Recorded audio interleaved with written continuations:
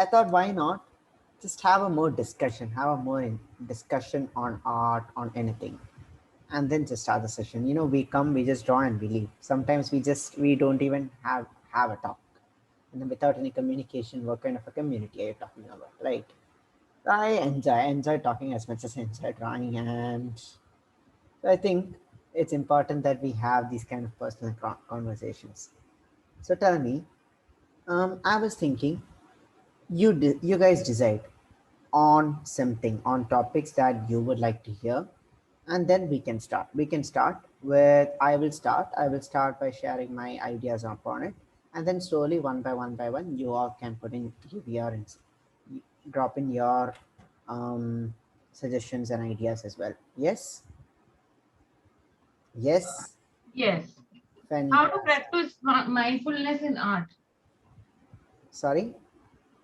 Yeah, I would like to hear. I would like to hear from all of you. Go ahead, guys. Like, drop in your questions. You can either comment in, or you can talk. Tell me. How to be mindful while doing art? Right. How to be mindful while doing art. All right. Uh-huh. Or So, how to be more courageous, with the pen or okay, even with the pencil, that when you are drawing, mm-hmm. not to be have fear that it might not turn up in a sense that Right, it's so beautiful, but yeah, it's still you are drawing something. right. Fantastic. So, Hello, Aryan here. hey, Aryan. I wanted to ask you this from a very long time. After we reach a level after that we can say ourselves that we are artist. When is that skill level?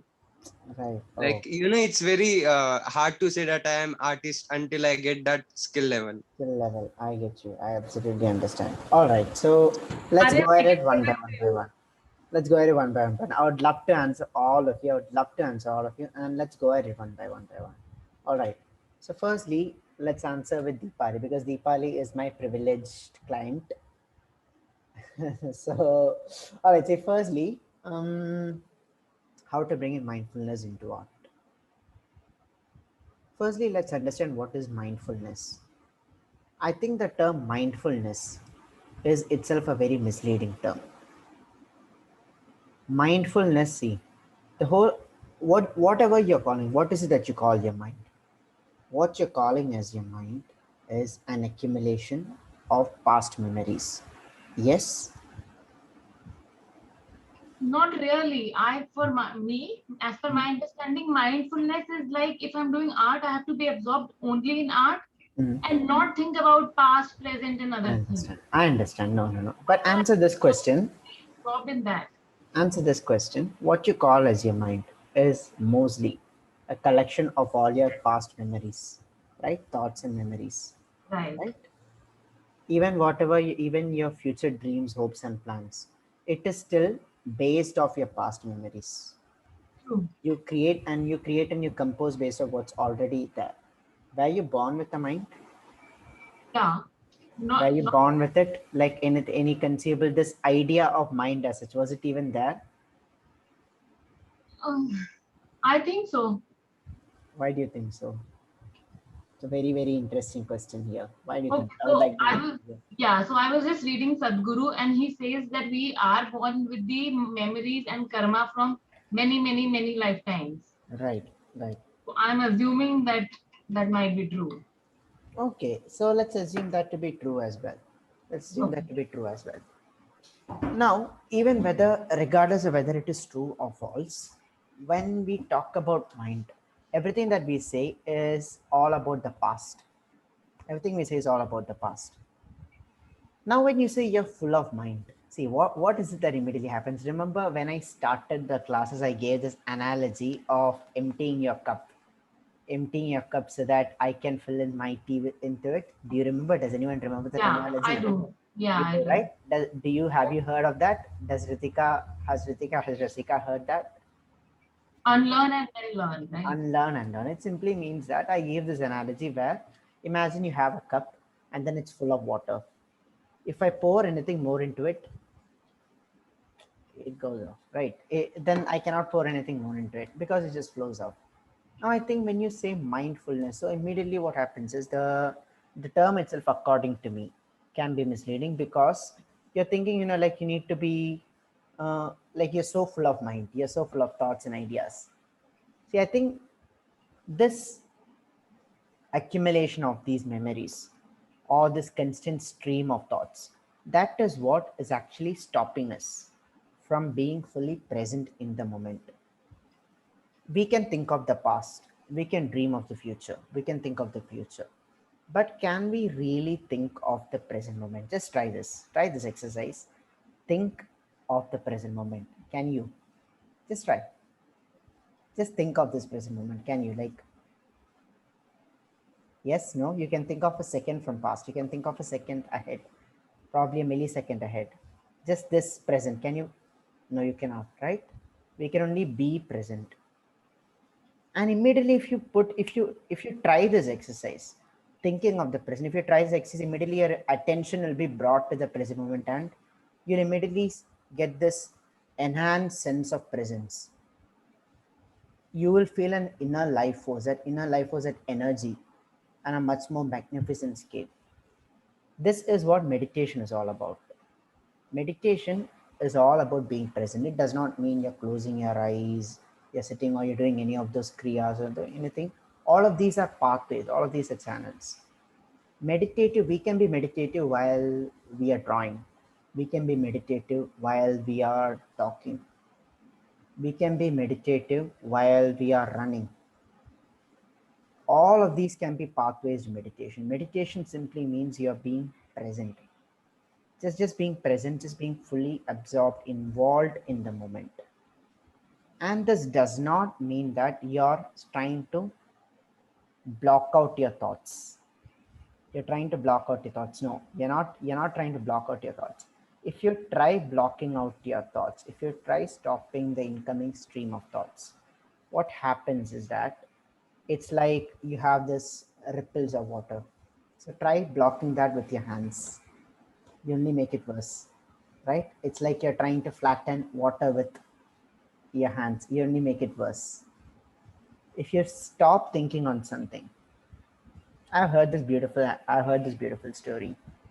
So once a person, okay, a person um, said he wanted to become a superhuman. He wanted to become a superhuman. So he was after a saint who was known to have all these powers and all of that. And then he was constantly pestering him. The saint ultimately, like he got tired. He got tired, and then eventually he decided to give in. He decided to give in, and then that sannyasi, that monk said, "Okay, I will help you. I'll help you be superhuman. But just one thing, you need to do this one task." He gave him 2 buckets of water.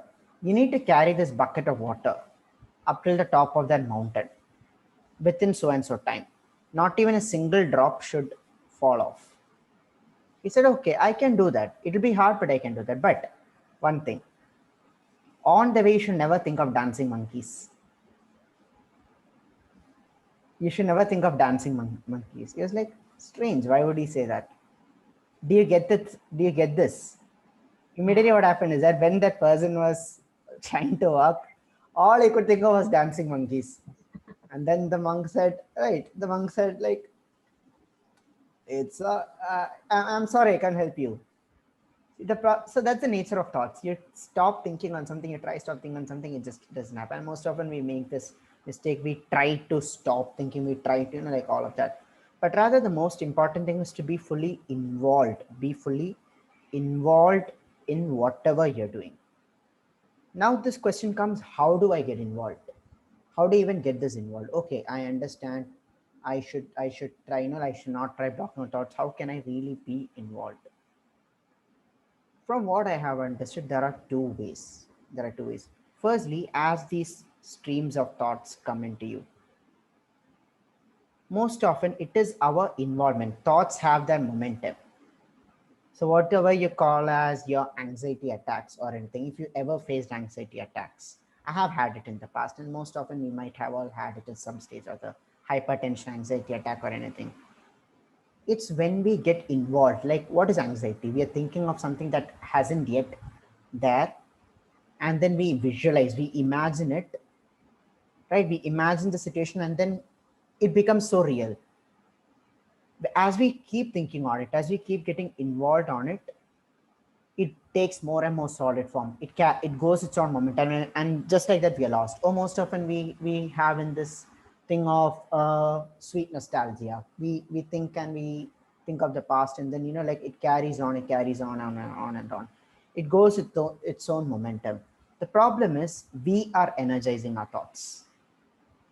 We are energizing our thoughts. So one thing that we can do is just try this next time. Like as I talk, perhaps some thoughts might be passing through you, whatever it might be. Something that's happened earlier, it might be some memories with me and my classes earlier, or maybe something of a talk that you recall, something similar that you heard from someone else, right? Let's say Sadhguru, for instance, someone who has said all of this. Perhaps all of these thoughts might be passing, like you'll not even be able to decipher, like thousands of thoughts pass like that. Don't overthink on it. Don't try to just watch it disinterested, as if you're watching a boring movie on a screen, a boring television, a boring movie on a screen.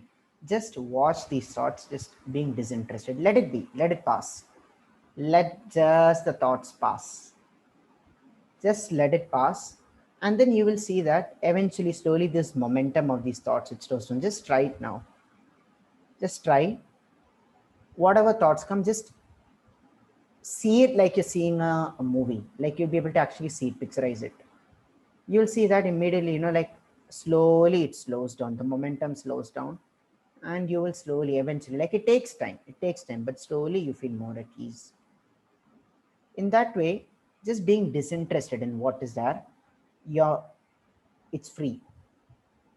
It's free, and your mind becomes empty. So what you need to look for is not mindfulness. Emptying your mind is what you need. And this is what mindfulness also implies. Mindfulness, the term also implies, but of course, those people who coined this term had no idea what this is about. Buddha always said emptying your mind. He always gave this analogy of emptiness, fullness, and all of that. But these English people who knew had no idea what he was talking about. So they gave all these terms, mindfulness, and it's still being used. But the truth is to be empty like air. And then what happens is that emptiness has its own strength. An empty room, is it full or is it empty? It's full. It's full of air. It's full of emptiness, right? That emptiness has its strength, and that will help you become more present and mindful as you draw. So this, or secondly, just be involved. Whatever is happening, just be involved. Just like that. Then there is no process or nothing. Just like that, you're just like diving in. Sometimes we experience this. Let's say if you've tried some risky activities, mountain climbing, for instance, or if you've done something, or has anyone of you tried adventure sports? Anyone of you? No? Suppose Rasika has tried. She's traveled a lot. No. No? Tried Yes. what? Emptying my mind. No. Adventure sports. Huh? Adventures? Adventure Oh sports. yeah, as in, yeah, I've tried a few. You tried a few. What is it? Yeah. Uh-huh. Common ones, river rafting Right. and parasailing, Right. boats, Okay. beach and bench parasailing. Yeah. Fantastic. So this raft riding is very good. So go back to the time when you did that. So it's something that's super intense, very adrenaline rushing, adrenaline pumping. When it was happening, when it was there, when you were so fully with it, were you having any of your usual tensions? I had other tensions. I was somehow very scared that there's a snake in the river and it will come and bite me. If that counts. Probably all of Honest. that. Probably all of that. You have all these phobias. No other thoughts. No. But apart from that, or let's say you were trying to learn swimming for the first time, or even ride bicycle for the first time. Whenever you try something for the very first time, we get so involved. We are so involved, and you'll immediately notice that you get that certain sense of peace. You get that certain sense of that this peace is what excites us to go more after these thrills and adventures. It is what actually drives us. See, the thing is, at such situations, your life is at stake, and then your mind can't fool around. It can't just keep thinking, drifting around. It can't just drift around.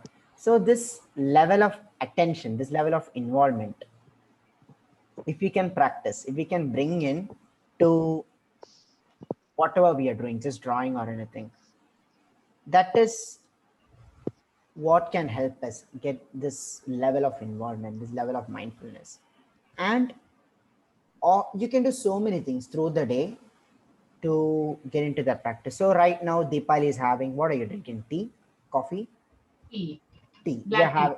You're having a black tea. So when you're having a black tea, most often we just sip and we leave. When you're having that black tea, fully feel. Can you fully feel its flavor? Can you fully feel its warmth? Can you fully feel it entering through you? Can you fully feel its smell? As you take it open, as you touch the cup, can you feel its warmth on your fingers? As you bring it close, can you smell it?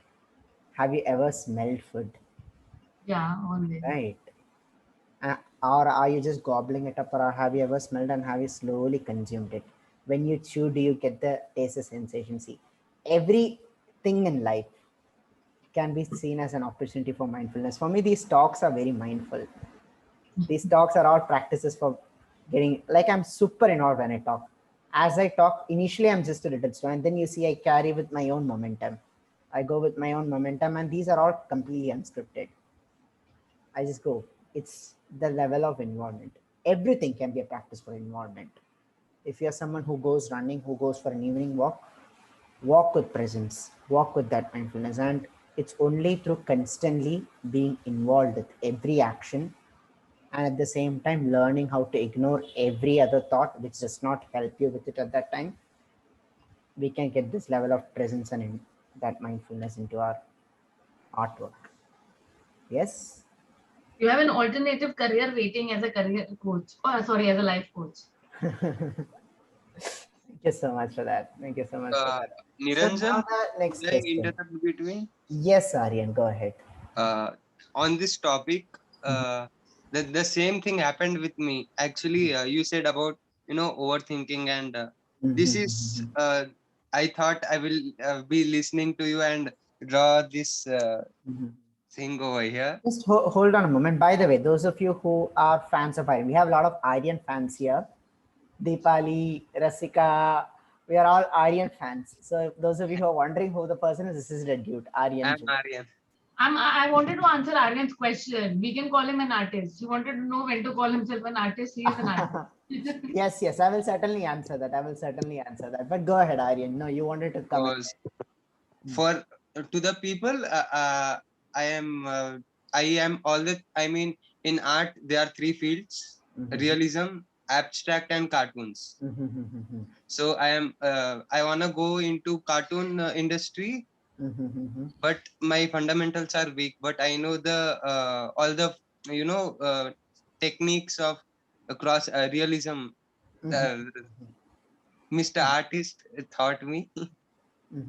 So this is what happened, right? A month ago, I made a A1 size huge drawing that that took only 1 month, and the drawing which I'm doing now, this one, I was kind of planning a lot. I took photos. I did not while doing that A1 size one. I did not think. I just started. I mean, as you said before, that we when we overthink, we just don't do it. Yeah.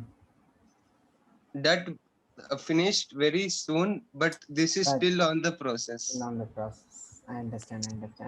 That's the thing, right? That's the thing. So thoughts are useful. Thoughts are tools. I have heard this analogy from Eckhart Tolle, and I have absolutely loved it. He says, thought is a tool which is to be used. Your mind is an instrument, a tool which is to be used when needed and kept when it is not. You don't need to always, have it. Like, you don't have to let the tool use you instead. I think we can all learn to use the tool and leave it behind when it's not needed. Otherwise, and also he gives this that your mind is a beautiful servant, a very loyal servant, but a horrible master. So we can be the master of our minds, and a lot of magic can happen. Now answering, I will answer Ritika's question as well, but since we moved on to Aryan, I'll answer Aryan's question here. So when can we call ourselves artists? Aryan, the thing is, these are all labels that society has given us. Artist, creator, all of those. These are all labels. If you think about it, at the time when art was just created, when people were just drawing, cave paintings or anything, there would have been people in their society. I'm thinking because human beings have always existed in tribes, that and human beings are there have always been people who specialize in some things and other. And ever since the time of ritual started, certain people were good at certain stuff. It was always that way. The classification hierarchy had always been there. So the thing is, at that time there would have been some people whom you would call fantastic artists. If they came into current society, then no one would call them artists, right? Probably just imagine these cave paintings. So does that really take away the fact that they were artists back then? No, they were. So I think these are all labels that society places upon us from time to time, and each of this it changes constantly. I think what's most important is for us to not worry about the labels, and then mostly pay attention to the satisfaction or the outcome that we want to get out of it. Some people draw out of satisfaction, some people draw out of a certain stress relief, some people draw out of, such as some people like me, I have chosen art as a career. I use this as a way of teaching as well. So what is the outcome that you want? See, there are people who would call me great artist, and there are people who would say like I'm a very mediocre artist. What is truth in it? I think it's all subjective, it's all relative. These are all labels eventually, and it just does has its purpose in so and so places. That's about it. Let's not And then worry I would about it. like to add a word here. Uh-huh. I think that anyone who creates anything is an artist. No matter if Yeah, anyone likes it, doesn't like it. yeah, If you've right. created something, you are an artist. Absolutely, absolutely, right. So this is also very true. So we can be very very artistic. Let's say you're a lawyer, right, Deepali? So you can be very very artistic when you are, like what do you call it? When you're, I don't know what it's called in English, like Arguing. yeah, arguing a case in your client's favor. Like you're bending, you're creating, you're sometimes you might be twisting tails to match up to them. So I think that's very creative. Rasika being a coder can be very artistic, right?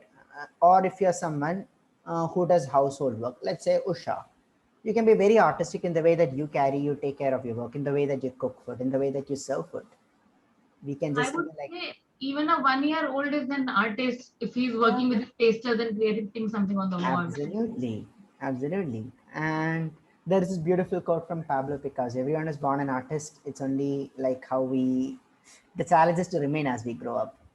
Actually, another thing which Picasso said, which is on my head all the time, and for me it's kind of on my head all the time. Mm-hmm. He himself said that I can do 1,000 drawings, masterpieces, but he cannot draw like a child. He cannot draw, like I said. Oh, right. Oh my god, that just hit on my That just brain. hits. That hits hard. I Yeah, love that. Thank you for that input, Aryan. I love that. yeah. That's very true. So we Wha- can we can draw thousand masterpieces, but can we ever go back to drawing like a child? That yeah, freedom. because kids never think, they just do it. To just do it. Yeah. And see, that gives the answer to Ritika's question. So Ritika had asked us how to be very courageous using pencil and pens.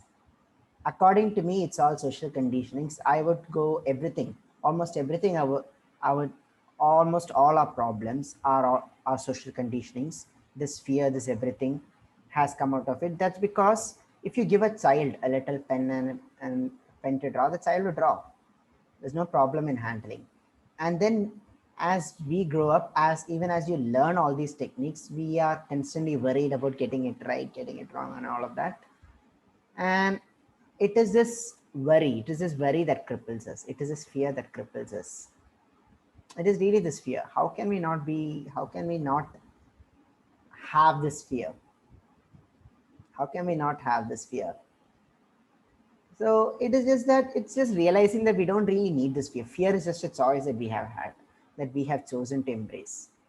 We have just, like we have chosen to keep for ourselves. if you wish to, you can just let go of your fear this second and just drop, this second and just drop. And also that is the philosophical side of it. But the more practical technical argument that I would give for that is you can upgrade, you can learn your skills. Whenever you're learning a new skill, so any danger skill. So just a couple of days ago, on the television, they were showing footages of those. Have you seen those dirt bike races? Right, they go on the road and then they fly up, like they fly like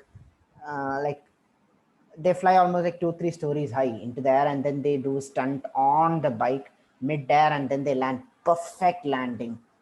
They do all of that. Have you seen that? Motocross races, dirt track. You should see that. Like the roads are like this, and then the bike just flies up. Like what you have seen in the Doom movies are just nothing. This is the real deal. People really do all of that. Where do they even get the courage for that? Right. I think it's all just practice. It's all just practice taking small risks, after which you challenge yourself even further. As you better your skill, your confidence improves, your outcome increases, and then your confidence also sets higher. Which is why it's always important for us to be uncomfortable, because satisfaction and comfort are inversely proportional as far as I have realized. When you're very comfortable all the time, it's impossible to find satisfaction. This I have experienced. Any area of life, not just drawing, anything. If you're too comfortable, it's very hard to be satisfied. That is why even after being well settled, we have these fantasies of going for an adventure. Right. So that's the thing. It's important for us to constantly push ourselves, challenge ourselves in any area for you to get that satisfaction. And with that, as you push yourself, as your skill improves, your confidence improves, and then your fear disappears, slowly disappears. So just keep learning more, try new things which might seem challenging for you. Today we are going to try one such thing. We're going to try one such new thing. Okay, so today we'll learn how to draw hands. All right. So I'm super. A very last question. Yes, Aryan. It's 7:30, so I thought, like we might as well just start. Yeah, I know. I actually thought that you would draw and speak like this, but I did not know you would take a Oh, whole time. I have to explain the artwork, right? Oh, okay. Okay, the last question is it okay to not get satisfied with the artwork you do? See, I am always dissatisfied with what I do. I too. Like I take 2 months of time and I am not satisfied. That's the thing, right? It's a growth mentality. I think it's a sacrifice that we have to make, that we choose to make. If you are someone who constantly seeks growth, the sense of satisfaction will be very little. The satisfaction you get will not be out of the outcome or the approval that you get out of others. The satisfaction will be from the fact that this feeling that you're constantly learning and challenging. Those are two different kinds of satisfactions. Oh yes, Right? something hit me that when we are satisfied, we don't want to improve. Like we need that thing Yeah. again and again. When we are satisfied, that's the thing. So that's the thing. There are two kinds of satisfactions. One in which we are just comfortably settled. Another in which we are challenging ourselves. We are learning new things, and that creates satisfaction. All right. So with that, we move on to learning drawing the finger. So if you look at this one here, do you see this little tool that I have? Let me add some light onto this. Has anyone seen this? You might have seen this on art stores and stuff. Yes. So this is known as a yeah. What is this? This is known as a mannequin, a wooden mannequin. Right, you've seen this. You can also find mannequins of human figures. Right. So see, this is a very, very good tool. This is a very good friend and a very good tool for if you can keep it on your bedroom at night also, it is quite creepy. But this is a very good tool for learning how to understand arms. So when you want to draw arms, we can see these few things here. Firstly, look at this big piece here. Yeah, So you didn't think what it was, right? So Rosie, what this does is this you can position your arms in any manner. So it's not easy for us to hold our arms in a particular manner and draw, right? This you can position in any manner and we can draw. So that's what we are going to be doing today. Look at this. Observe this one. You can break down these hands into different parts. So firstly, we know that if I had my fingers outstretched, if I had my hands and fingers outstretched, the major components, the major parts that I will be having are, firstly, I will be having this part here, right? This piece here. Yes. Secondly, I have these fingers. So in these fingers, I can see these 1, 2, 3, 1, 2, 3. And then of course, the middle finger is longest. Okay. If I held this up front, I would not have all the fingers at the same length. It would be like, see, look at the shape of these fingers. It's down here, it raises up and then it slides down, with this being the smallest. And also observe this shape here. See, this kind of resembles a box with this. When we draw arms, we can put these characteristics into play and draw. Let's first try out certain arm postures. Okay. Firstly, let's try the relaxed arm. I want you all to keep your arms in a relaxed position. This relaxed position. How would you have it? Would you have it like this? Or like this? What is a relaxed position? A or B? Comment in, guys. A or B? What is relaxed posture? B, right? B. So this A is like a karate chop. So this is never relaxed. So this is your relaxed pose. So when we draw hands and fingers, so the first thing that we need to understand is to understand the curvature that goes. So this part is mostly of curving nature. This part is mostly of curving nature. And then when we can think of these pieces. So we can think of this part here, this finger piece here, and then this thumb piece here. Let's draw it out now. So that's enough of theory, and it's time we draw it out. All right. So firstly, we're just keeping our hands open. Okay, it's open and relaxed. Open palm, relaxed. Open palm posture.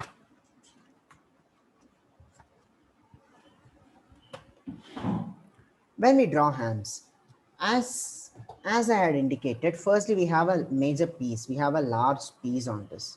Okay, so I need to rotate my screen. Yes. So we have a, what happened? My video has suddenly stopped. Aryan wanted to ask a question. Hold on, guys. Yeah. Aryan, why do you have your arms raised? Did you want to ask a question? No, in the starting, I just raised my hands and Oh, okay. Yeah, you don't have to raise your hands in the Zoom, just in this. See, observe this, no, okay? I don't know how to cancel it. I get you. So look at this. When we draw arms, the first thing that we can start with, the open arm pose, the first thing that we can start with is this. What do you call this pose? And is it called a rhombus? Is it called a trapezoid? What do you call this? I have no idea. See, first thing that we can do is this pose here. Very simple. Just try this pose. Very simple geometric form here. Okay. And when I draw, every time I tell this, but I cannot tell enough of this, you can make these curved. Don't break and draw. Even today, as I was taking a personal session, I had been telling this, don't break and draw, but rather draw as blocks these curves. Whatever curve, like only space you're putting a stop is where you actually turn and curve, where the arc turns. So as you draw them as single arcs. Okay, you have your first piece here. On this one, we can draw the next, where the fingers come. So look at how the fingers are.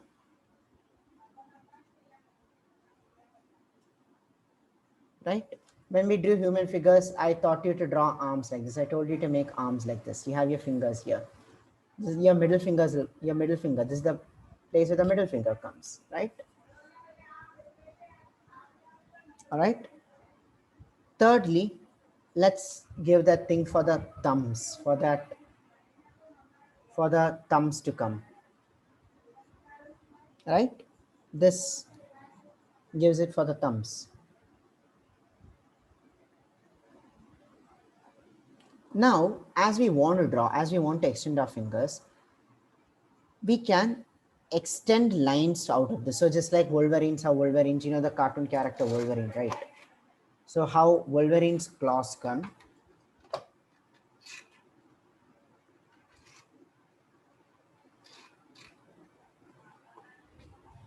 We can extend them out.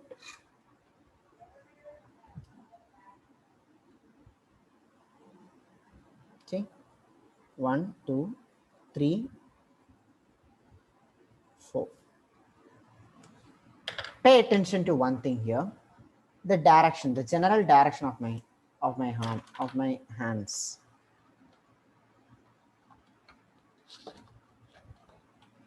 The general direction of my hands, it tends to be angled. We don't want to draw it flat. See, this feels odd. If you just keep it relaxed and open, you'll see that this goes outwards, and this angle, it comes inwards, right? Just try it. Just keep it an open in front of you. You'll see that this angle, this comes at an angle. This is never like straight flat. You want to keep that. You want to always keep this angle. All right. From here, we can extend the fingers. Just draw out blocks like this. 1, 2, 3. See, don't be afraid of leaving gaps. Don't draw them like this. It'll look very odd. Give these gaps. 3, and see, pay attention to this angle. So each of them, it goes at an angle like this. See, here also it goes at this angle. You want to maintain this angle. Let's draw the next one as well. See, even this one, see, it goes like this, right? This thumb goes like this. So here where the thumb begins, and I can draw that. See?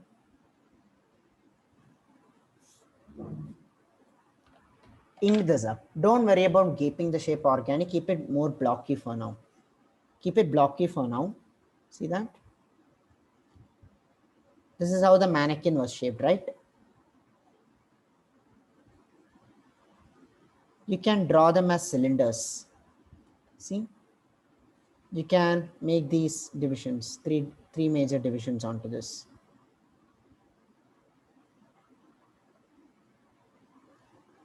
Right. Or you can just first, initially, let's just draw it as blocks. We are not making any divisions. Just draw it as blocks, like this, straight blocks.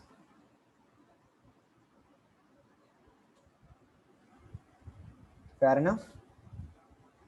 Did you all do this? Respond with S if you have done this. Your basic hand. You have this. So the basic, right? Very easy.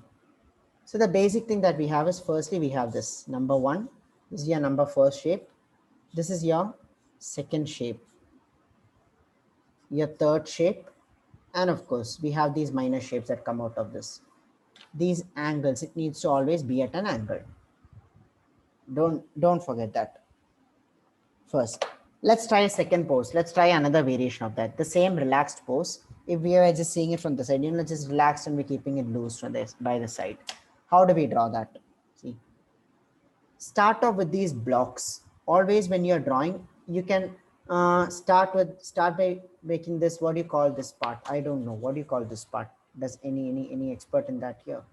You have this palms. You have the top surface of the palms. I think that's what it's called, the top of the palms. So you can draw that. Okay. Notice how I'm drawing that. I'm drawing that as I'm representing that as a block here. So it gets wider and then it becomes blocky here. Right? See, I'm representing this as a box that is slightly curved. Slightly curved. You don't want to draw a rigid box. Keep it slightly curved.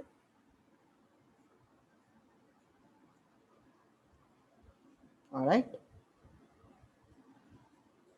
From here, You want to draw the next form. See, here we are going to keep it curved.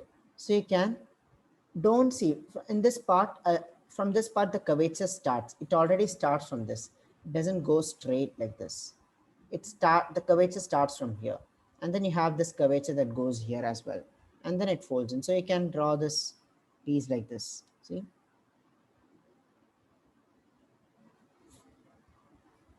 You see the shape? It kind of looks like this. I don't know. This curve, this nice curved form that you have. Extend your fingers from here. One. And then of course the third piece goes in one. See? Two. Three. Four. 1, 2, 3, 4. Niranjan, is there a proportion of the size of fingers vis-a-vis the palm? Yeah. See, if you look at the size of the fingers with respect to that, more or less it's equal. So this part here, it's almost 50-50. Your fingers, the top, the fingers, this middle finger is slightly longer than this, slightly longer. So when I measured it on the mannequin to check it, I'm glad you asked a question. When you measured it on the mannequin and I checked it, it measured like this 6.5 to 7 centimeter and this is 6 centimeters. Very close. You can almost make it 50-50 and it will look correct. But pay attention to this. What you need to pay more attention to that is, don't draw this at the same level. Never do that. Keep this angle. Keep this angle. Always draw that. And notice how this is also tilted. Right? Notice how this is tilted. This tilt is reflected here. You don't want to draw this straight. You don't want to draw this straight. You want to keep this turn here. You also want to bring this turn here. See? So naturally it becomes smaller and smaller as it comes here. I can do that.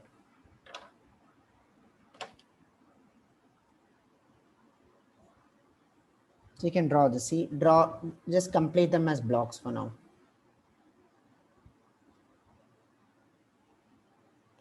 Once you get this idea of blocking out the forms, from there you can develop a lot of stuff, lots and lots of stuff actually.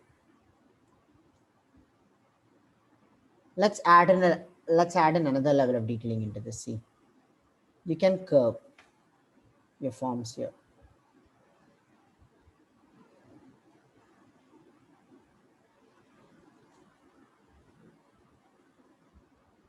See that? I'm marking out these. Just as in the mannequin, I'm blocking out these things. And then of course the finger just, it turns into this, which is concealed. It's just concealed inside this. Right? Just this last finger I'll be able to see. It has its 3 divisions. Right? So it goes like this. But yet these splayed angle, it remains. Niranjan, I have a question here. Yes, Rasika. And I'm surprised you don't have your call yet. I do. I have to drop off in the next 12 minutes precisely. So my question is, if I have to draw a ring, and what kind of perspective comes into picture? Because already I can see perspective lines. I don't know why. Are they not there and I'm imagining them? Yeah. See, the thing is, perspective, it seems like perspective because obviously when I'm drawing, I have this natural tendency to bring in a foreshortening. See, I'm not adding perspective lines per se. I'm just bringing in a foreshortening to the drawing. So what is foreshortening? Look at this, Rasika. When I draw a cylinder, I can draw it in 2 ways. See, I can either draw this. I can either draw a cylinder like this. I can either draw a cylinder like this, or I can draw it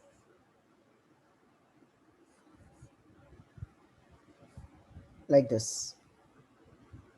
Which one looks more realistic, A or B? B. B, right? This is what foreshortening is.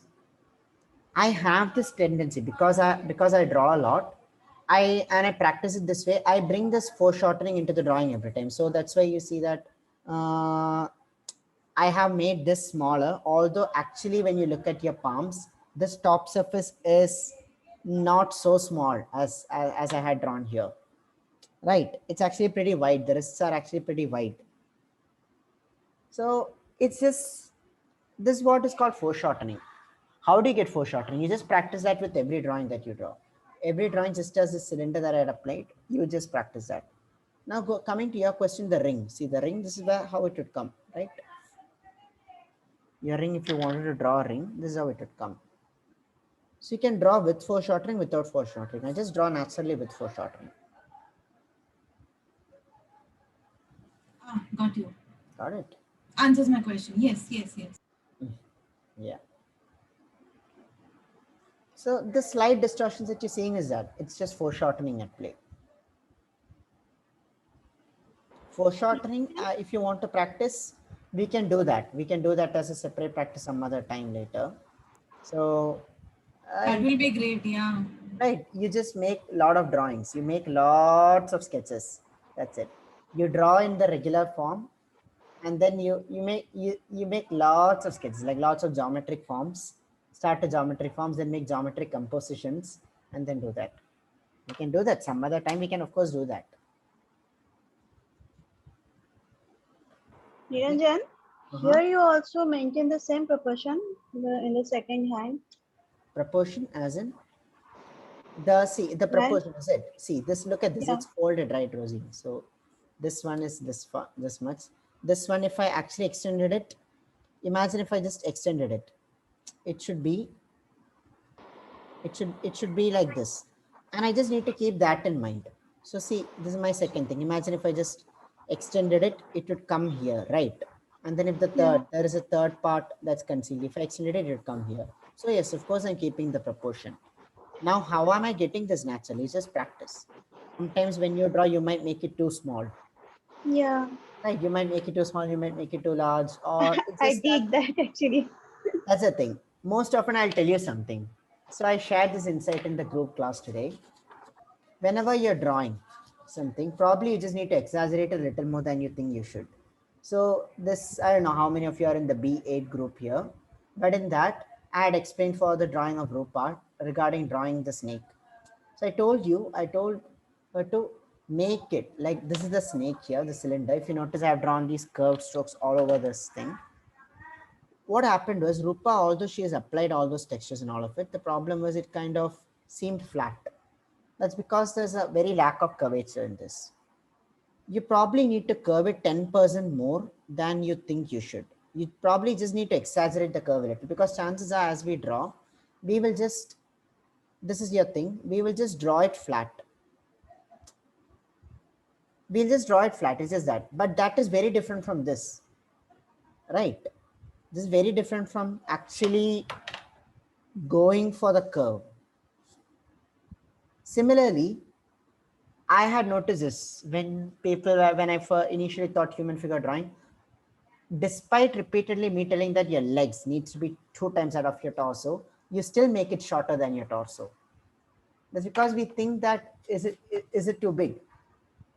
Probably you just need to make it you just need to make it bigger than you think you should. Then you will somehow get it correct. Don't worry about exaggerating. Just exaggerate it a little. And even when I foreshorten, because foreshortening is at play, these fingers will extend. These fingers will appear longer than typical. That will give it a realism. That will make it look exaggerated. And that will give it a realism, sense of realism. All right. Now the next thing that I need to take care of. So firstly, we have drawn these as blocks. Okay, we learned to draw these as blocks. We can also represent them as cylinders. The next thing that we need to do is just think about this. If I drew a finger, if I drew like this, see, imagine I'm drawing like this versus me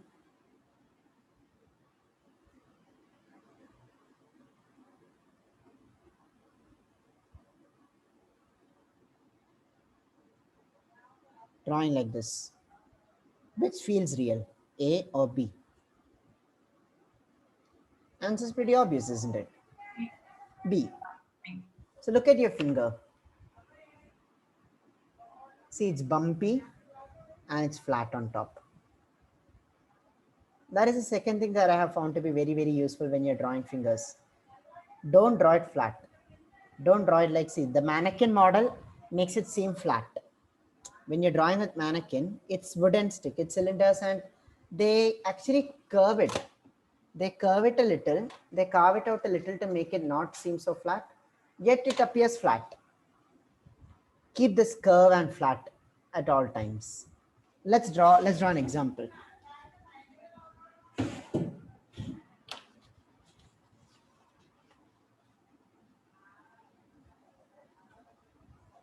So I will draw this here. Firstly, this basic position.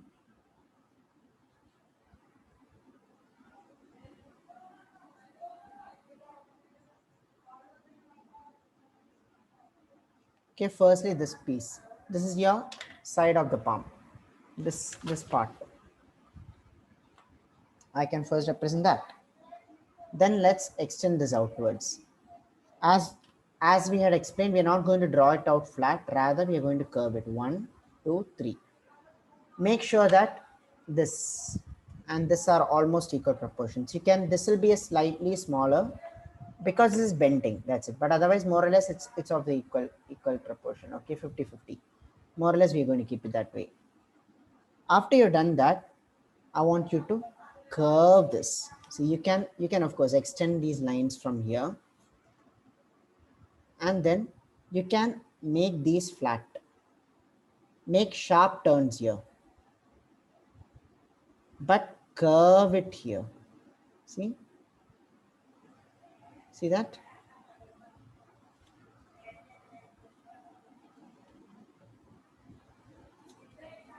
See, now notice how your fingers are taking on a more realistic feel.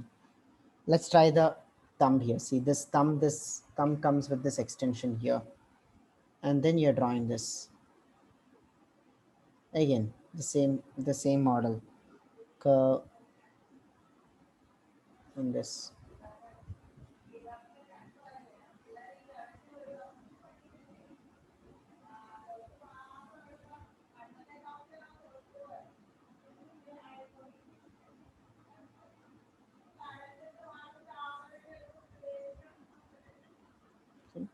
And ink this up.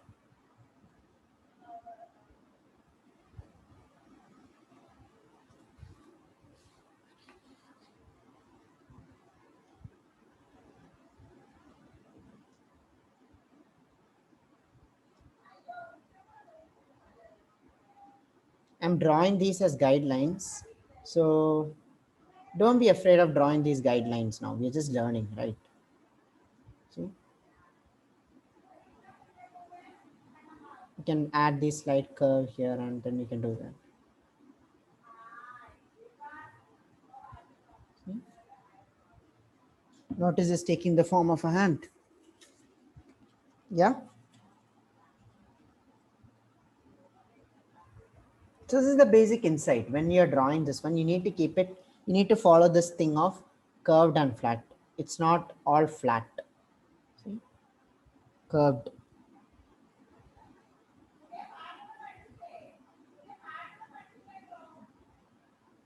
Right?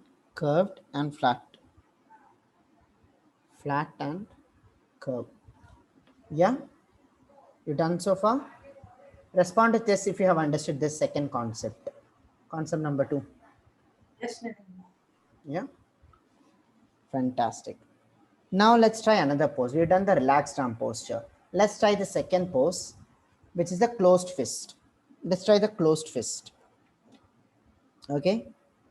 So the closed fist, this punching, you can do this rock band, this devil symbol, right? We can do the thumbs up. All of this comes under closed fist. You can practice different postures like this. You don't even need a mannequin. You can just visualize like this using this technique of blocking. You can visualize, right? Let's try the closed fist here. So when you're drawing the closed fist, again we start with that basic, what do you call that form? Whatever form that you call it, that rhombus. I don't know.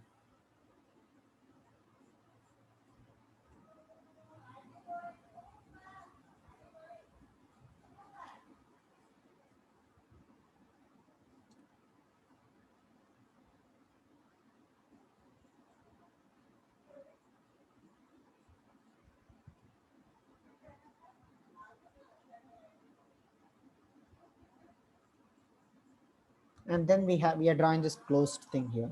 Notice the angle of this. Again, as I had explained, you don't want to draw this flat. Most often we will see this. I don't want to see this mistake of seeing it flat. Notice how this is going outwards in different directions. Niranjan, have you sent the reference pictures for what you're drawing? The reference picture for what I'm drawing, as in? I mean, you're seeing some picture and drawing, right? Yeah, I found it. It's there in our group, right? Is it? The reference pictures. For this? Yeah. I have some lecture notes prepared, but I don't remember sharing anything in the group. Okay. No, I just wanted to know if there's anything to say. No. At the end of this, I'll be giving you your practice exercises that you can do. Okay. Yeah. You will certainly get your practice exercises. I will share the concept and we'll get your practice exercises. I have some lecture notes prepared. Yeah. What is that? Okay, so you have this. See?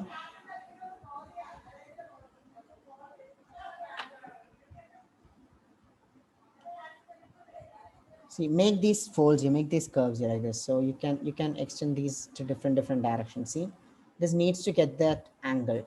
See that these are not flat. Each of them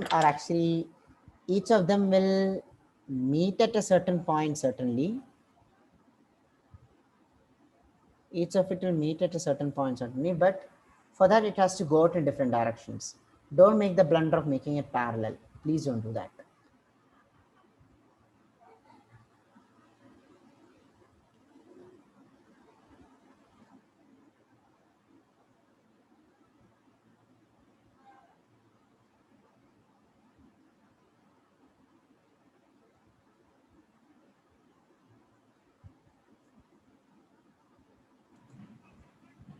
And then you have your thumb, of course, which you can draw.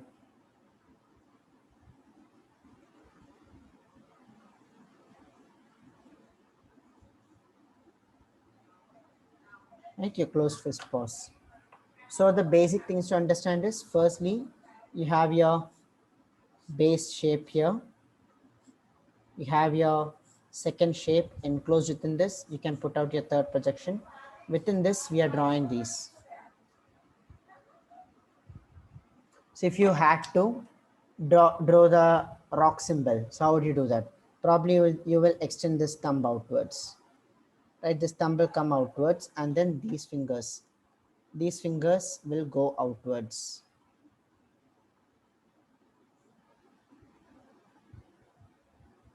Notice again how these are turning in different directions, angled at different actions. Don't make it flat. Don't keep it parallel like this. Don't do that. I mean, we don't hold it like that, right? How often? Just try this. If you try this, naturally it just goes out like that. This is very strenuous actually. If you try holding it parallel, naturally if you just do that, it'll just go out like this. Spider-Man symbol. You can do all of that, right? So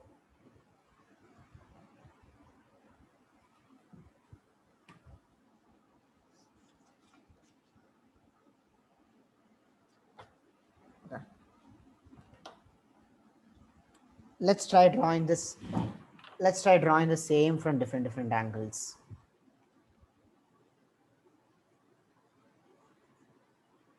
So here we are trying to draw the punch, the clenched fist from a different angle. Notice what's happening here. I first start with the box. Okay, start with the box.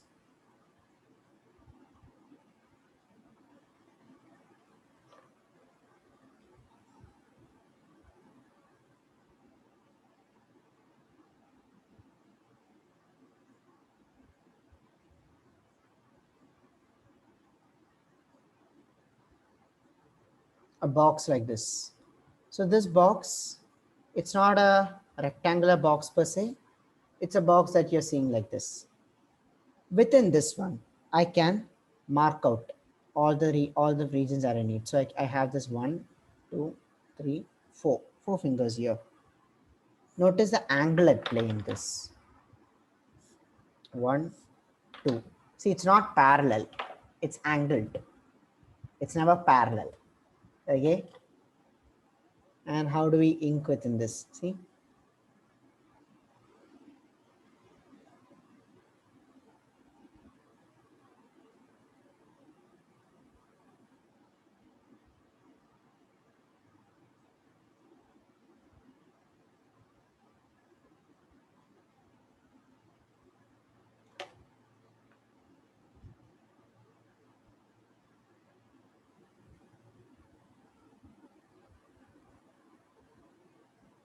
Yeah.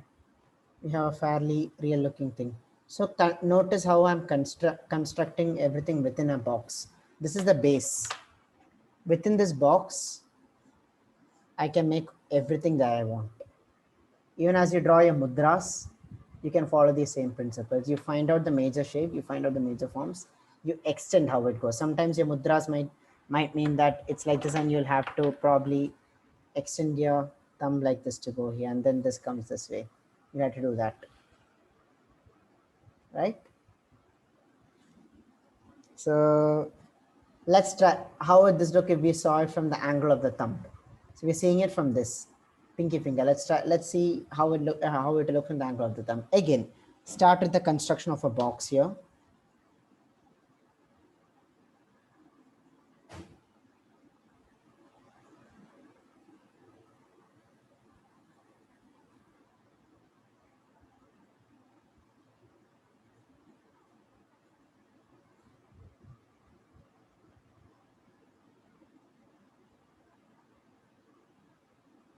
Tanvi isn't here, isn't it? Yeah. See, first this thing.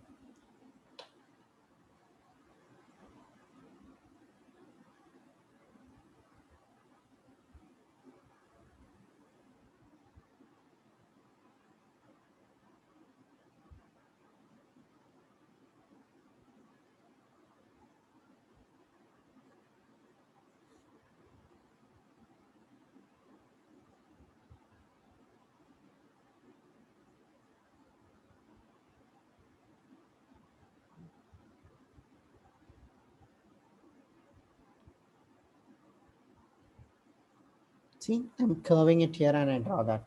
See that? Are you able to get this? Very easy, right? Make the box, form the divisions, and then start sketching in that. Start sketching within that, within these divisions. Always look out for these angles. See? Like this form, this basic form.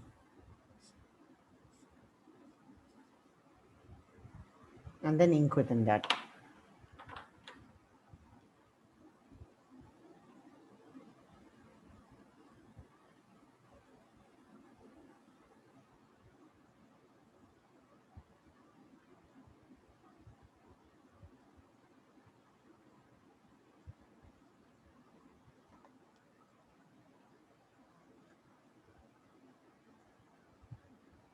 All right.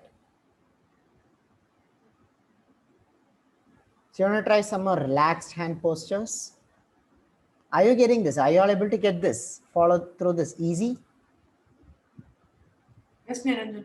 Fantastic. So you want to try some more relaxed hand postures? Let's do that. Let's do some more relaxed hand postures. See, so like it's just you're just lying your hands here. Okay, so how do you see that? You're just laying your hands down and you're seeing it, like it's just loosely held. You're just seeing that. So how do you draw that posture? Start with this basic form.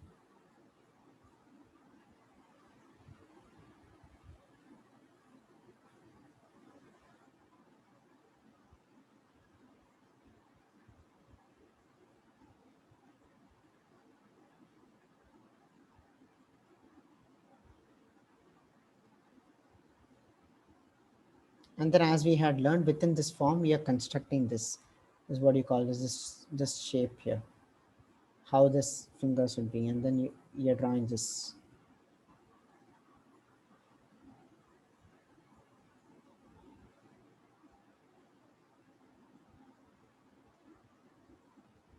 Let's construct the fingers within this.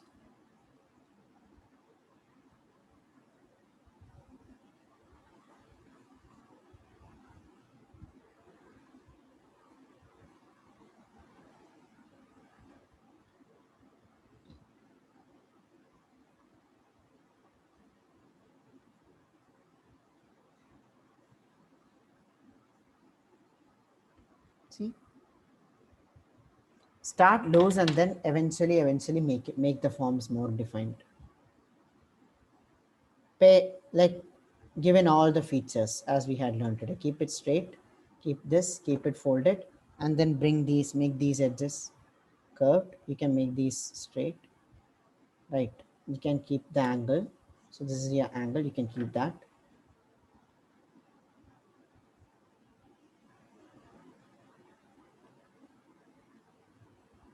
See, and these are concealed, right? So you have your neutrally held hand, relaxed posture. Of course, if you were to draw it more realistic, you can add these knuckles here, and then it wouldn't just be flat surfaces. So you'd add these knuckles, and then you can add these here. You can include the nails and all of that within this.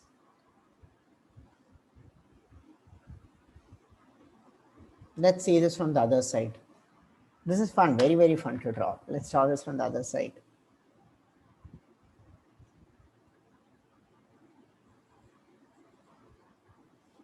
Niranjan, I struggle only with the thumb. The thumb, the rest of the fingers are very easy, right? The thumb alone is hard. I know, it's just the way it is. It's just the way it is, Ritika. So regarding the thumb, just the thing is, before the thumb, you need to make sure that you add this form here. You need to add this form here, right? If you add this, without this, it will look very awkward. You need to add this form here. From here, you need to push this out, this single line out. See, this needs to turn. This has its turn. You need to push that out, and then don't just draw it like that. You'll have to see, while the rest of the fingers have these 3 turns, this only has 2 turns. And this one, right, it's almost 50-50. It's almost 50-50. So pay for these things. This form that needs to come, it needs to turn here. And then as you extend this, curve it and keep this 50-50. That will help improve the quality of your thumb, drawing of your thumb. Niranjan, are there any rules about nails also? Like, are there any rules about nails? No, you're just placing them at the end. So we'll draw the next posture with nails.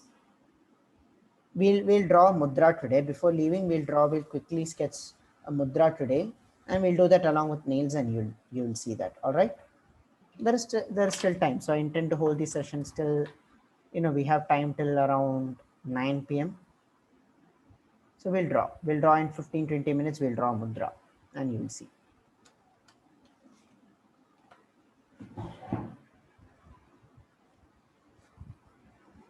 Another one. So now we are drawing this from the neck, from another side. So look at how this would go. See, again, start with this, and these sketches. See, look at this. It actually looks very good. Like when you look at it as an entire paper, these practice sketches, it looks very good. So you can always keep a book like this for practices, where you're just learning new stuff, you're practicing, and it'll look very, very good when you flip through.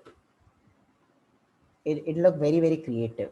Very creative look. It will always stimulate your creativity. Whenever you feel you're looking for inspiration, you just need to flip through your practice books, and it is, trust me, it is the best inspiration apart from your complete finished books.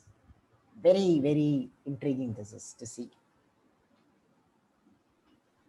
then will you also be inking one of the hands, like how to detail? No, how to see, detail. it's if you wanted to do that, see, I can show you how to detail like Alfonso done level. I can show you how to do that, but then we'll need to do it in 2 sessions. That is if you are up for it. I don't prefer dragging everything for 2 sessions. Yeah, not me either. Right. So, and a lot of, Yes, How yes. to make a baby hand, a baby fist? Oh, it's a very, very good question. I'll need to look out for a reference and then I'll show that. We'll do that. We'll certainly do that. I mean, probably, like post the session, we'll make an analysis. Okay. Okay. Niranjan, me and Usha are saying hi here through this. Uh-huh. Sorry. We are getting to meet our friends through your classes. What to do? Oh, yeah, right. All the time. Yeah, You're having fun with this? absolutely. Absolutely, right? We connect with this. See, draw this. See, first always start out with these. You can isolate these as basic forms here. See, first basic form, then second, I don't know what to call this form. You can draw that. From here, then you can extend this next. See, right? If you extend this, it will look good. Now this kind of start looking like a leg, but let's not stop here. You want to turn this here as well. Again, make it flat here, curve it here. Right? Look at how these fingers would go. Curve it here and keep it flat here. So probably, like more of your friends will be joining in. So Devi said she will also be joining in later. More and more of your friends, your entire friends community will be Chennai here. girls rock. Chennai, yes, team Chennai is strong. So hopefully, like after this, we can move forward with our idea of a live workshop, Yeah. in-person workshop at Chennai. Sam, get over this COVID. Probably after this, yeah, after this, like things slowly die down. I'm hearing news that it'll be till December restrictions will continue. Till December 2021. That's what they think. Yes. Phase by phase by phase only they're going to reopen. So like crazy, right? 2021 seems to be a Sitting at home here. yeah. Look at this. Notice how after this I'm extending. So this part that I've drawn here, this piece, that's what's coming here. Right, this piece needs to come here and then you extend this out. See, again, so as Ritika had specially talked about the thumb, see, we are drawing this thing here and then we draw the next piece. Right, this needs to be 50-50.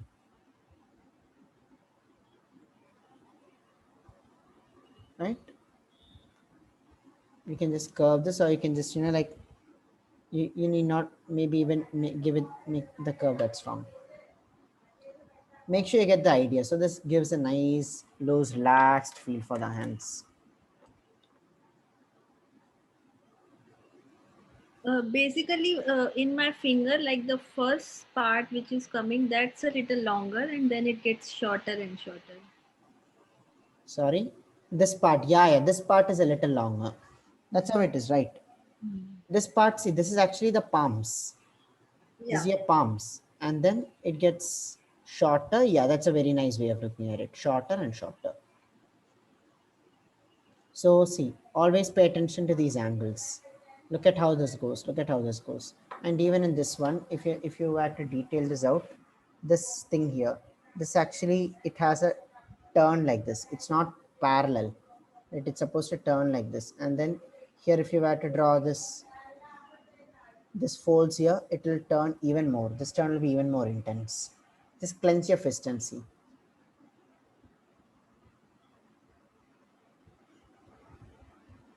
So those are some of the ideas that we need to understand. Now I will share a PDF. I'll share a PDF. From that you can pick. Look at our hands and start drawing. Just Sorry? we can keep our fingers in different ways and different ways and start drawing. So see, you can of course practice it that way, but then I cannot hold a session like that, right? Because I'm saying for practice we can. Yeah, of course. Mannequin, see, that's what mannequin does. You can actually, like keep it in one, set it in one position, then you can observe it and draw. Or more than keeping your hands, because they keep changing, you can take a photograph of your hands. Take photograph of your hands from different angles. Okay. Different things, and you can do that. It'd be very, very interesting. Okay. Like very, very cool stuff this is. Eventually someday we will have anatomy and complete anatomy class where we can learn everything in depth, like your entire human body, like what you say, what is that artist's name? Mm, Leonardo da Vinci had dissected. I'll have it dissected for you. So,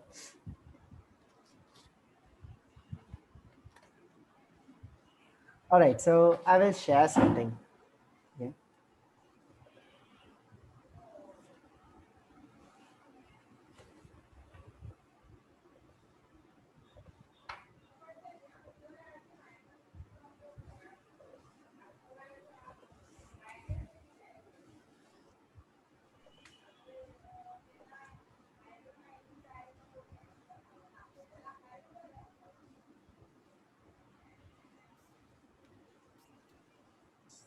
So did you,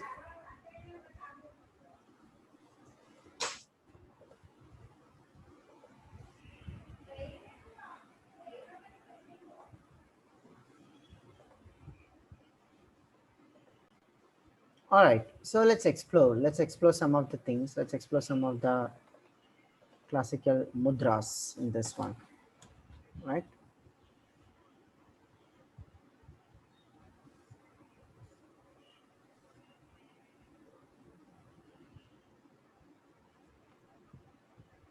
So notice, let's pick one of them. Let's pick one of them, and then let's try drawing this. You want to draw this thumbs up mudra, or do you want to draw this mudra? You can choose. You can choose anything, anything that you like. Shall we make it this one? No, the one before. The one before. Let's draw it. Let's draw them one by one by one. Each of them requires a different approach. Okay. After this, when you're drawing on your own, you can of course ink them up. You can do anything that you want. Let's draw them. Let's analyze them one by one by one. All right. Let's analyze them one by one by one. So firstly, we'll do this. So I have shared the reference. I have shared the PDF. You can look in the PDF. In this, it is page number 1, the very first page. You can keep that open.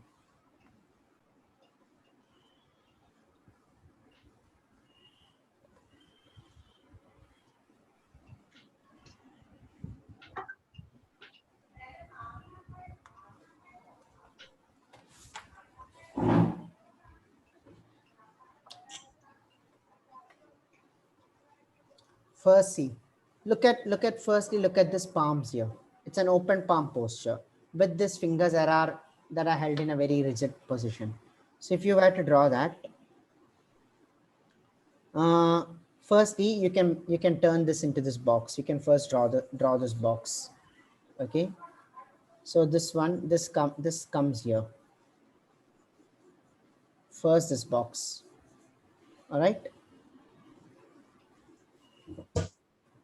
and then you can extend this, like your, what do you call this, your forearms. It goes here. From here you can extend your fingers. See, first finger, this goes here, and then you have this. So we have this turning here. So we extend this out a little, and then we turn it here. And then this one. So I shouldn't place it too close. See, it's drawing the center, what's centrally here. So the angles that I have in this are, firstly this one. Okay, this is the angle that I have, and then I have this here. So I can also extend the thumb, which goes here, and then it comes here. Try drawing out the forms on this. One, and then you can draw.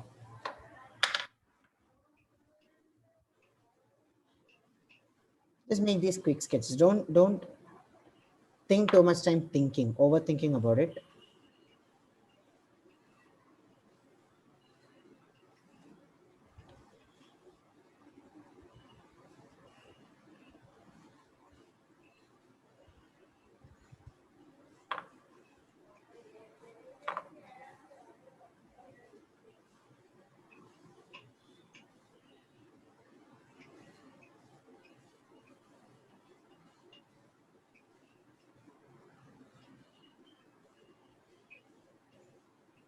See, don't be afraid of drawing in these curves and this like that.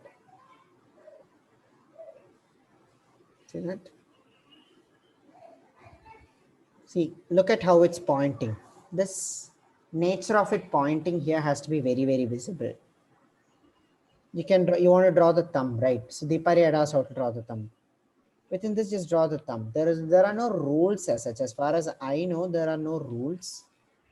You can just draw it within this.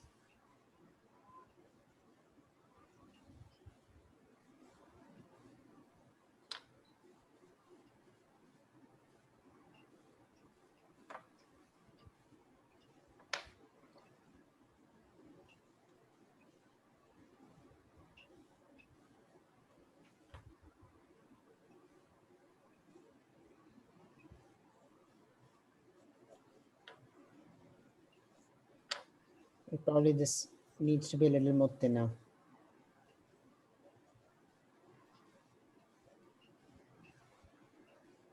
And then I can draw these palms and everything that comes here. This needs to be broader here.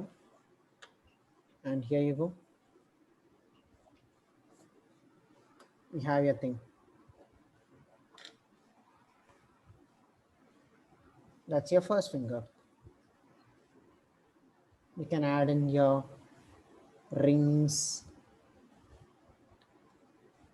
and anything that you want, any ornamentation that you want. So once you have this, you can add in any of the details that you wish, like these things here, these things here, and then you can render it, of course. All of that comes later. One.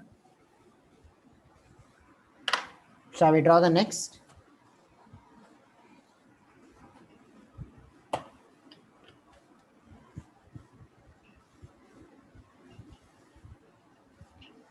Shall we draw the next, guys? Respond with yes if you're ready to draw the next. The clenched fist pose. Thumbs up.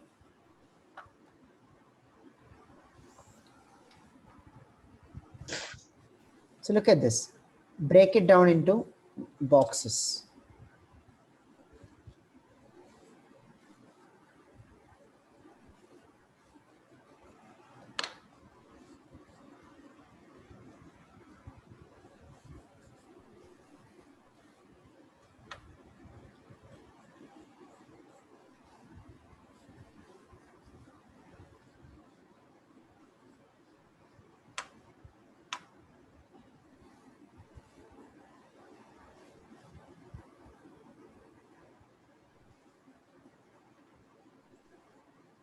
You can carve these in within this. So it kind of forms this image like a boxing glove.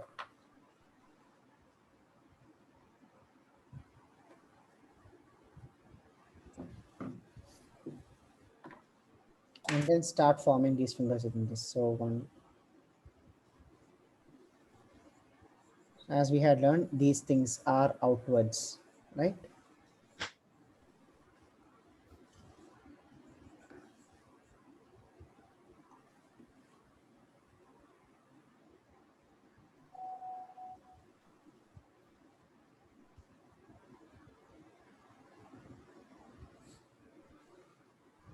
Yeah, we extended this here too far. So you can just extend this all the way here.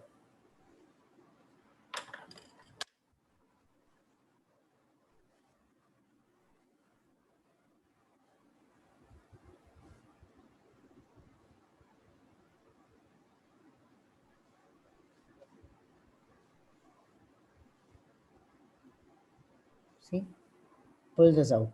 So this needs to go out. See that? You can take this all the way here and then here as well. So make these curved forms by the side, but this is always built upon this foundation. This foundation is not lost. It's just that on this, you're bringing in little folds and other stuff. And there's a slight foreshortening here. Have this. And then there is a foreshortening that's happening because of this. You can add in your other stuff.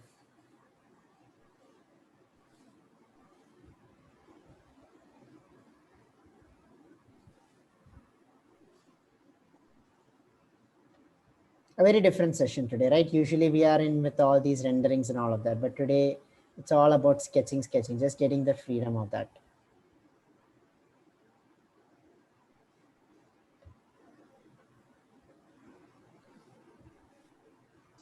But it's really nice to, to observe your own hand. Yeah, right. We never had a very close observation of these earlier. See, so you have your thumb. Probably this needs to be a little more longer than I've drawn. So you can do that. Like I said, you probably will need to extend it out a little more, and then you have this. See?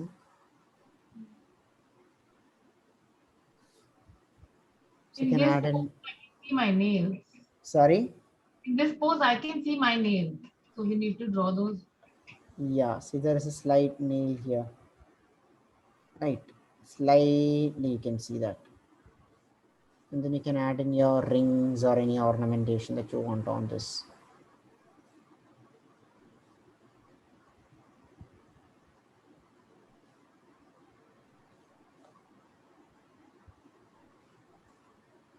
Right. So you're done with this?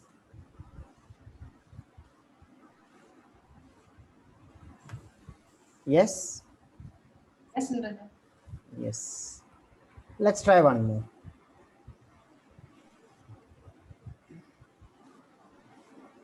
Yeah, I saw something of a very, very interesting poster here. Look out for the page number 5. The image in page number 5. Let's try that. That'll be our last drawing for the day.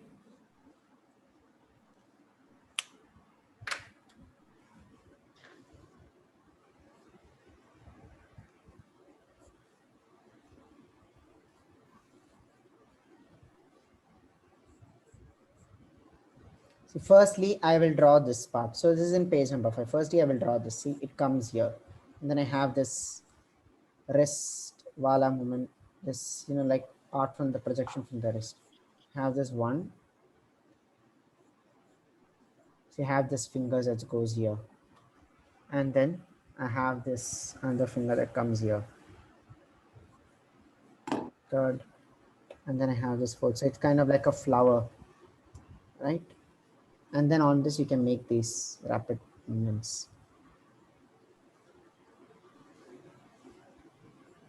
We need to pull the book little up, Niranjan. We can't see. Yes. See this part of the thumb I can see, right? So it's visible, and I'm making that very prominent, right? And it curves, yeah.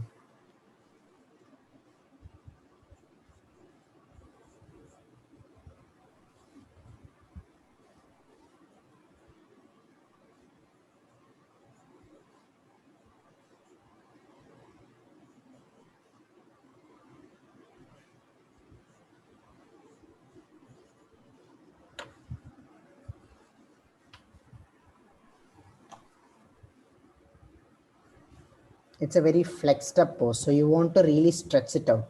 Don't draw them straight. See, notice how I have it bent. Don't draw them straight. Okay, I'm already like possibly saying all these places where you might probably go wrong. It's not straight, but rather it's curved. So that's why we form the basic guideline in the first place. Niranjan, my problem is I draw fingers either too thin or too thick. How do I? Either too thin or too thick. It's all right. Probably it's drawing someone who's, like emancipated, or someone who's who's obese. So that's all right.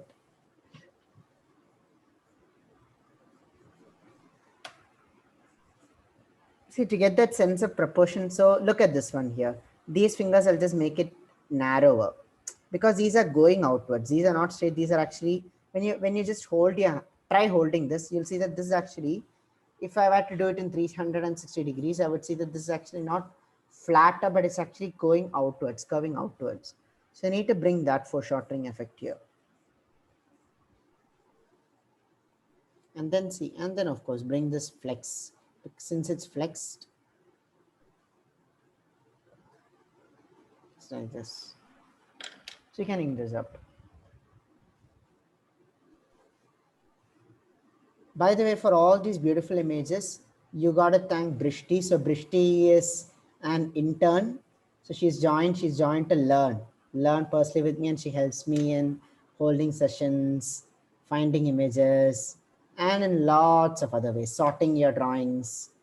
So yes, let's all welcome in Brishti. Is she here in this group now? Yes, I think she is in the session. I had seen her initially attend for session. Are you here, Brishti? Oh yeah. Yes, Yes. yes. Yeah. So she had joined in, Brishti had joined in for the 7th batch. And then I recognized the talent in her and asked her to join my team. So she's also learning how to teach along with me. Probably, like in the future times, she'll assist me in teaching. See, I'm adding these rings and fingers here like that.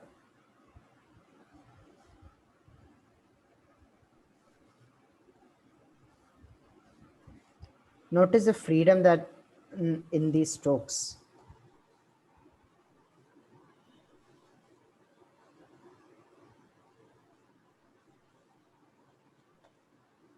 That's about it. You can practice this. You can practice this in numerous ways. You can either just practice finger postures after postures after postures, just, like pages full of hands. You can pick one hand and you can detail it. And there is so much that you can do with this. And I think it's a fantastic thing. So the nature of this is such that it's something that you can do it in a couple of minutes. So see, in like 15 minutes, in less than 15-20 minutes, you already made 3 postures, right? Half an hour, 45 minutes when did you just explanation, and then after that in 20 minutes you made 3 postures. The nature of the drawing is such. So there's going to be no personal challenges or as such. You have the PDF, draw as much as you want. Draw to your heart's content. Okay, that's about it. Now other questions?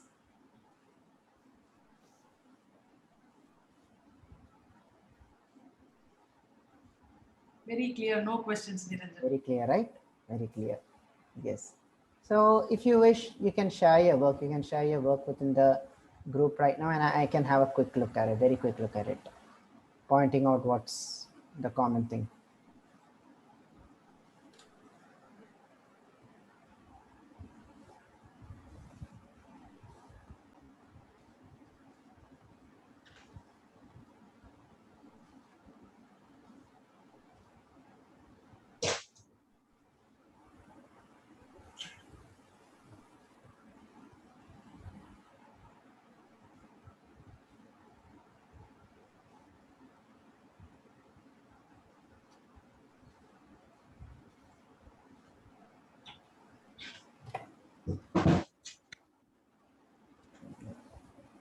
So I can certainly see improvement from the first fist to the last fist.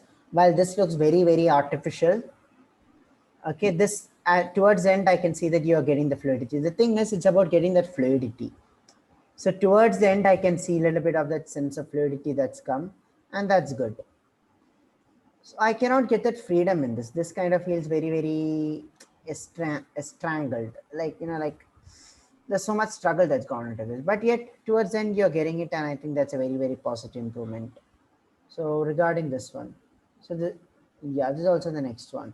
See, pay attention to these angles. And how you draw them. Probably you might need to make your fingers also a little more longer than you've drawn here. Okay, fingers a little more longer than you've drawn here. You can curve them out a little more. Like you need not keep it all flat and blocky. Eventually, as you draw, I like the last thing that you've drawn, so it's good. Anyone else wants to just share the work? Share photos. Yes. So how is it for you, Mumtaz? Pretty cool. See, you need more fluidity in the drawing. Again, this is all about fluidity, getting the fluidic expression. I can see that Rosina, in the last drawing, you have all got it, but I think this is a little hyperextended. This seems like this finger looks like it's made of rubber.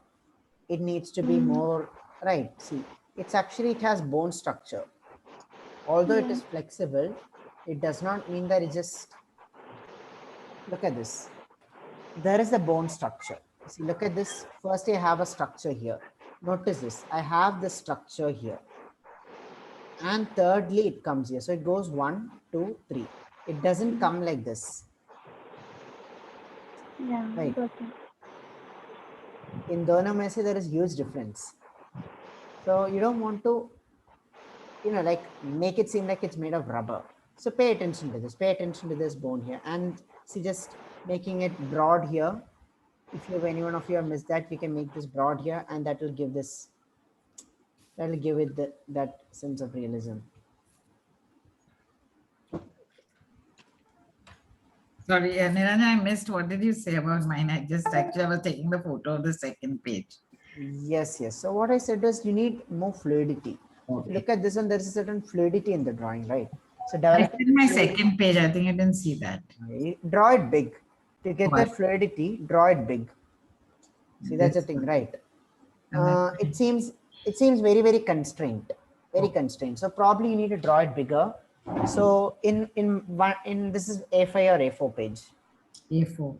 A4 page. So see, look at mine. In my A5 page, in one page I have drawn 3 images only, and it's very rigidly held. How many images have you drawn in A4? 1, 2, 3, 4, 5, 6, 7, 8, 9, 10, right? So it's too small. There's no space. The nature of the drawing is such that I'm just going free with my arms, right? I'm making these free strokes with my arms. Yeah. For me to do that, I need, I need space. So fill up the pages and draw them big. Give it that sense of freedom. Okay, this is for everyone. Give that sense of freedom. Give that sense of freedom. Let me see what else I notice.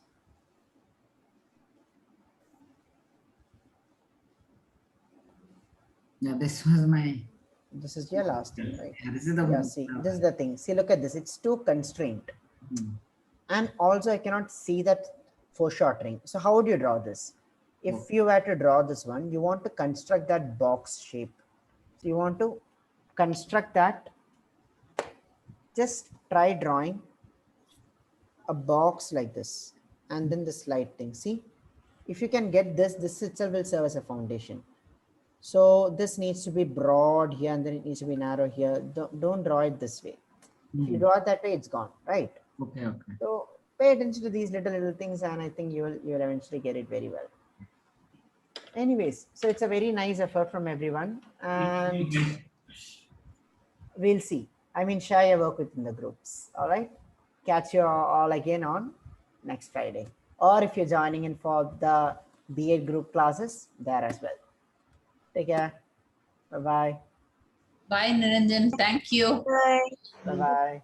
Good Hope you night, enjoyed this everyone. session. Bye. Bye. Thank you. I like the talk, so we can do this.